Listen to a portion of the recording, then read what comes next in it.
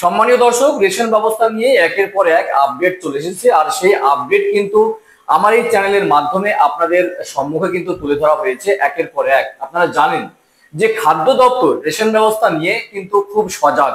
আবারও চলে আসলো গুরুত্বপূর্ণ আপডেট। খাদ্য দপ্তরের পক্ষ থেকে জানানো হয়েছে যে 25 তারিখ ডেডলাইন রেশনে। খুব গুরুত্বপূর্ণ আপডেট, গুরুত্বপূর্ণ ইনফরমেশন রয়েছে আজকের ভিডিওতে।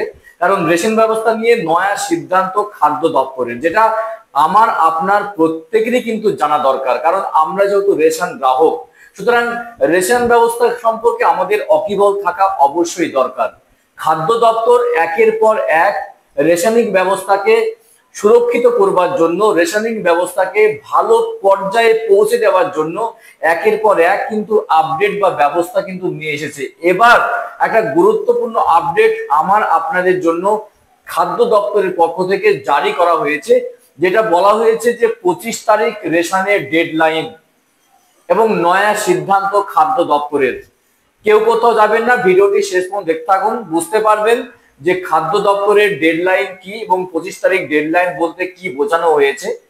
এবং এটা নিঃসন্দেহে গ্রাহকদের সুবিধার জন্য করা হচ্ছে।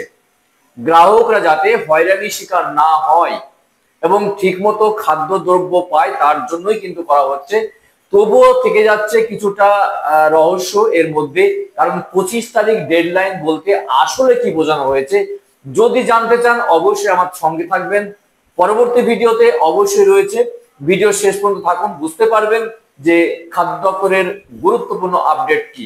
লাইক এবং শেয়ার করে যাবেন যদি ভিডিওটি একটু ভালো লাগে, এবং চ্যানেলটি সাবস্ক্রাইব করে যাবেন পরবর্তী ভিডিও পাওয়ার জন্য।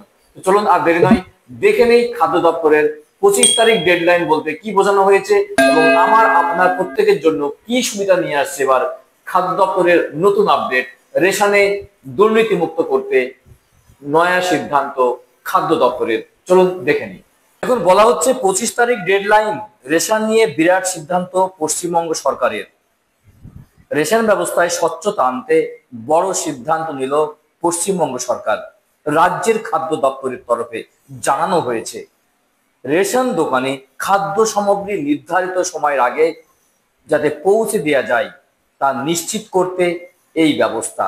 গম থেকে শুরু করে চাল, অন্যান্য সামগ্রী আগে ভাগে দোকানে এনে মজুত করতে বলা হচ্ছে।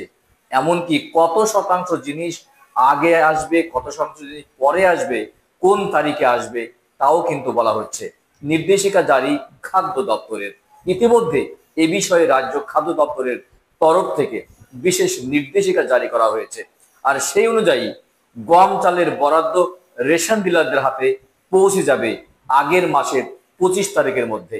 অর্থাৎ আপনি যদি মাসের প্রথম সপ্তাহে এই খাদ্য পেয়ে থাকেন রেশনিং ব্যবস্থায়, তাহলে ঠিক আগের মাসে 25 তারিখের মধ্যে ডিলারদের দোকানে পৌঁছাতে হবে আপনার প্রাপ্য খাদ্যদ্রব্য।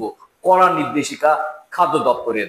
এক্ষেত্রে আটার ক্ষেত্রে বলা হচ্ছে, এবং আটার ক্ষেত্রে বলা হচ্ছে 70% বরাদ্দ আগের মাসের শেষ তারিখের মধ্যে, আর বাকি 30% ওই মাসের 5 তারিখের মধ্যে বরাদ্দ করতেই হবে, সরবরাহ করতে হবে।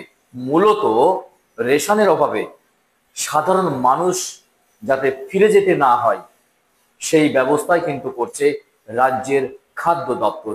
গুরুত্বপূর্ণ পদক্ষেপ, গুরুত্বপূর্ণ সিদ্ধান্ত, রেশনে নয়া সিদ্ধান্ত খাদ্য দপ্তরের। অন্যদিকে সরকারের ঘর থেকে ইতিমধ্যে রেশন ডিলারদের কাছে এই নির্দেশিকা কিন্তু পৌঁছে গেছে। এর ফলে নড়ে চড়ে বসেছে সকলে। তবে অনেকের মধ্যে এই নিয়ে প্রশ্নও দেখা দিয়েছে, আর প্রশ্ন তুলছেন অল ইন্ডিয়া ফেয়ার প্রাইস সব ডিলার্স অ্যাসোসিয়েশনরা। কি বলছেন দেখুন।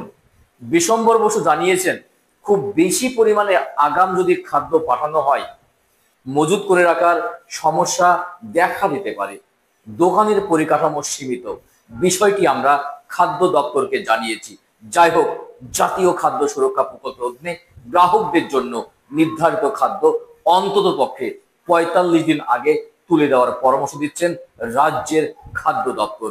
খুব গুরুত্বপূর্ণ ইনফরমেশন, গুরুত্বপূর্ণ আপডেট রাজ্যের খাদ্য দপ্তরের। মনে করুন আপনি প্রত্যেক মাসের 5 তারিখে রেশন পাবেন, আগের মাসের 25 তারিখে আপনার খাদ্যদ্রব্য ডিলারদের ঘরে পৌঁছাতেই হবে। গুরুত্বপূর্ণ আপডেট, গুরুত্বপূর্ণ নির্দেশিকা রেশন ডিলারদের। দেখা হচ্ছে নেক্সট ভিডিওতে গুরুত্বপূর্ণ আপডেট নিয়ে। সেই পর্যন্ত ভালো থাকবেন, সুস্থ থাকবেন। অসংখ্য অসংখ্য ধন্যবাদ।